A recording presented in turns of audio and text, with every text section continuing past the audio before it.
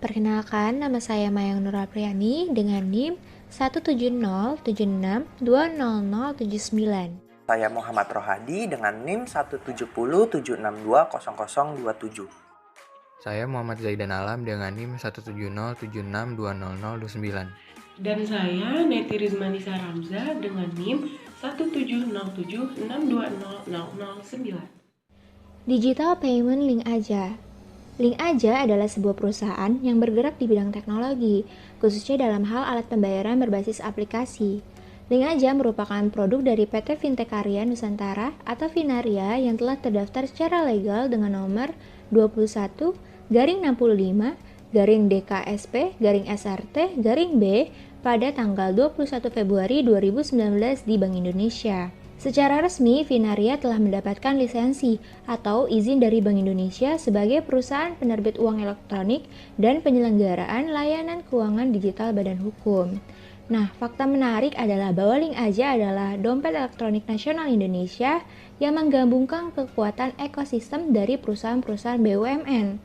Selain itu, Finaria juga merupakan anak usaha dari 10 badan usaha milik negara atau BUMN. Lalu pada bulan Oktober 2020, Grab Pte Ltd resmi menjadi pemegang saham baru Finaria. Dan pada Maret 2021, PT Dompet Karya Anak Bangsa resmi terdaftar sebagai pemegang saham baru dari Finaria. Selain itu, Link Aja juga mempunyai tujuan loh. Tujuannya yaitu untuk mempercepat inklusi finansial secara nasional untuk mewujudkan suatu taraf hidup yang lebih maju, modern, mudah, dan efisien bagi seluruh masyarakat Indonesia melalui ekonomi mandiri, serta fokus terhadap pelayanan kebutuhan terhadap akses keuangan masyarakat kelas menengah dan UMKM di Indonesia. Digital Payment Link Aja juga memiliki visi dan misi. Visinya yaitu menjadi platform digital terkemukakan di Indonesia yang bergerak lebih jauh dari sekedar alat pembayaran di masa yang akan mendatang. Dan misinya ialah untuk menawarkan metode pembayaran, distribusi servis keuangan, analisis keuangan, serta berbagai produk keluaran BUMN untuk masyarakat Indonesia sebagai upaya konkret mendorong Indonesia mencapai 90% inklusi keuangan. Analisis model Link Aja. Analisis strategi IMC pada perusahaan Link Aja dalam menghadapi persaingan bisnis di bidang vintage Indonesia. Pilar IMC Link Aja. Semakin majunya zaman harus diimbangi dengan kemampuan untuk berkomunikasi yang baik dan juga membutuhkan proses penyesuaian yang cepat. Karena komunikasi pasti akan berubah-ubah mengikuti kemajuan zaman. Link Aja juga sudah melakukan komunikasi pemasaran terpadu lewat berbagai macam kegiatan. Dan apabila dianalisis menggunakan 3 pilar IMC menurut Kliatko tahun 2004, maka hasil dari analisis penulis sebagai berikut. Yang pertama, audience focus. Pada pilar ini tidak hanya sebatas hubungan antara perusahaan dan konsumen, tetapi juga dengan pihak-pihak baik internal maupun eksternal yang berkaitan dengan perusahaan. Dalam hal ini, Link Aja melakukan audience focus mereka yang pertama dalam hal segmentasi, di mana pada dasarnya untuk hal customer database, Link Aja tidak melakukannya mulai dari awal. Pada Januari tahun 2021, Link Aja menjadi brand pertama dan satu-satunya yang airing visualnya atau melakukan branding di Trans Semarang. Total bus yang di branding sebanyak 28 unit mulai dari bus sedang hingga bus besar yang terbagi dalam 3 koridor sehingga membuat masyarakat menjadi tahu dan menyadari akan menggunakan Link Aja. Yang kedua, channel center. Link Aja dalam upayanya membangun sebuah hubungan dengan penggunanya sudah menggunakan beberapa saluran komunikasi yang dapat menjadi wadah untuk berkomunikasi dengan penggunanya. Beberapa kegiatan yang sudah dilakukan oleh Link Aja untuk melakukan promosi yaitu melalui kegiatan promotion mix. Kegiatan promotion mix yang pertama yaitu advertising. Kegiatan advertising Link Aja di bidang startup berbasis digital, khususnya dompet digital, dengan melakukan komunikasi pemasaran terpadu lewat kegiatan advertising, dengan harapan dapat menjangkau konsumennya dari jauh sekalipun. Beberapa hal yang dilakukan oleh Link Aja dalam kegiatan advertising, yaitu media elektronik dan media luar ruangan. Promotion mix yang kedua, public relation. Public Relation Link Aja memiliki peran untuk mendukung dan memfasilitasi segala macam kegiatan atau strategi yang telah direncanakan oleh Link Aja. Misalnya, dalam memfasilitasi kegiatan kampanye yang dibuat oleh Link Aja dengan mendatangkan pers media atau bekerja sama dengan pihak lainnya, misalnya Dinas Pariwisata ataupun pihak lain. Selanjutnya yang ketiga ada direct marketing. Link Aja melakukan kegiatan direct marketing yaitu melalui sebuah kegiatan atau event. Beberapa event yang berlangsung yang diadakan oleh Link Aja lebih dominan atau berfokus pada target UMKM.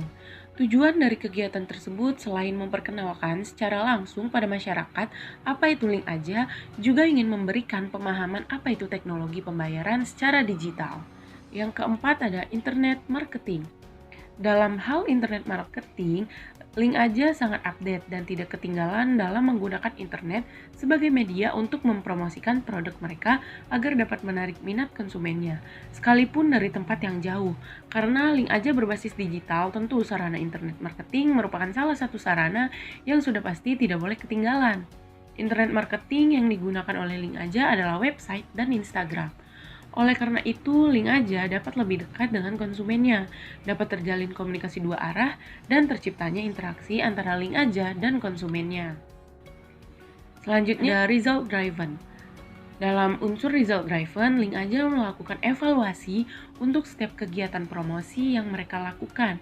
Misalnya mengevaluasi dari semua saluran yang digunakan dalam kegiatan komunikasi pemasaran terpadu. Evaluasi pertama yaitu adalah kegiatan advertising melalui media elektronik seperti pemasangan iklan di stasiun televisi. Evaluasi kedua yaitu penggunaan media internet dan media sosial sebagai sarana mengiklankan produk-produk atau fitur Link Aja dalam bentuk website dan Instagram. Evaluasi ketiga yaitu kegiatan kehumasan atau public relation. Dan evaluasi terakhir yaitu kegiatan direct marketing. Selanjutnya ada analisis SWOT dari Link Aja. Yang pertama ada strength yaitu kekuatan.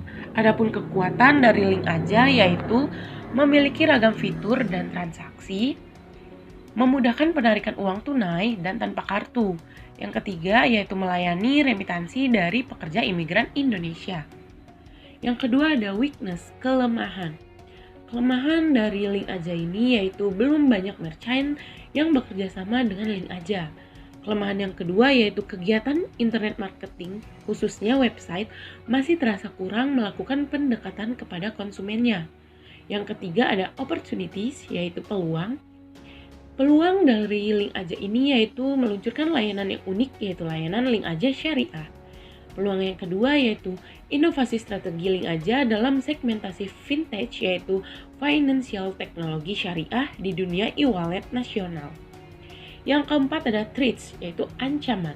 Ancamannya yaitu adanya kelompok BUMN di belakang Link Aja tidak bisa menjamin bisa mengalahkan OVO dan GoPay.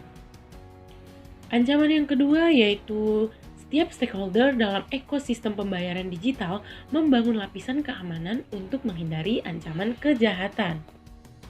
Selanjutnya ada regulasi pemerintah yang mengatur perusahaan Link Aja. Yang pertama ada Otoritas Jasa Keuangan. Peraturan Otoritas Jasa Keuangan atau POJK sebagai langkah awal. OJK telah mengeluarkan POJK nomor 77/POJK 01 tahun 2016 tentang layanan pinjam-meminjam uang berbasis teknologi informasi atau POJK P2P Lending, yang kemudian memiliki peraturan turunan berupa Surat Edaran OJK atau SEOJK nomor 18/SEOJK 02 tahun 2017. Berdasarkan POJK P2P Lending, perusahaan fintech atau yang disebut penyelenggara dinyatakan sebagai lembaga jasa keuangan lainnya dengan bentuk perusahaan berupa badan hukum perseroan terbatas dan koperasi, pasal 2 ayat 2. Kegiatan usaha yang dapat dilakukan oleh penyelenggara berupa menyediakan, mengelola, dan mengoperasikan layanan pinjam-meminjam uang berbasis teknologi informasi dari pemberi pinjaman kepada pihak penerima pinjaman yang sumber dananya berasal dari pihak pemberi pinjaman dan atau penyelenggara dapat bekerja sama dengan penyelenggara layanan jasa keuangan berbasis teknologi informasi sesuai dengan ketentuan peraturan perundang-undangan pasal 5. Yang kedua ada Bank Indonesia. Peraturan Bank Indonesia sebagai regulator sistem pembayaran telah mengeluarkan peraturan terkait fintech di Indonesia melalui PBI nomor 11/12/PBI tahun 2009 tentang uang elektronik atau electronic money. PBI tersebut telah diubah sebanyak 2 kali, yaitu dengan PBI nomor 16/8/PBI tahun 2014 dan PBI nomor 18/17/PBI tahun 2016 tentang uang elektronik atau PBI e-money. Berdasarkan PBI e-money, uang elektronik atau electronic money didefinisikan sebagai alat pembayaran yang memenuhi unsur-unsur sebagai berikut. Yang pertama yaitu diterbitkan atas dasar nilai uang yang disetor terlebih dahulu kepada penerbit. Yang kedua, nilai uang disimpan secara elektronik dalam suatu media server atau chip. Yang ketiga, digunakan sebagai alat pembayaran kepada pedagang yang bukan merupakan penerbit uang elektronik tersebut. Dan yang keempat, nilai uang elektronik yang dikelola oleh penerbit bukan merupakan simpanan sebagaimana dimaksud dalam undang-undang yang mengatur mengenai perbankan.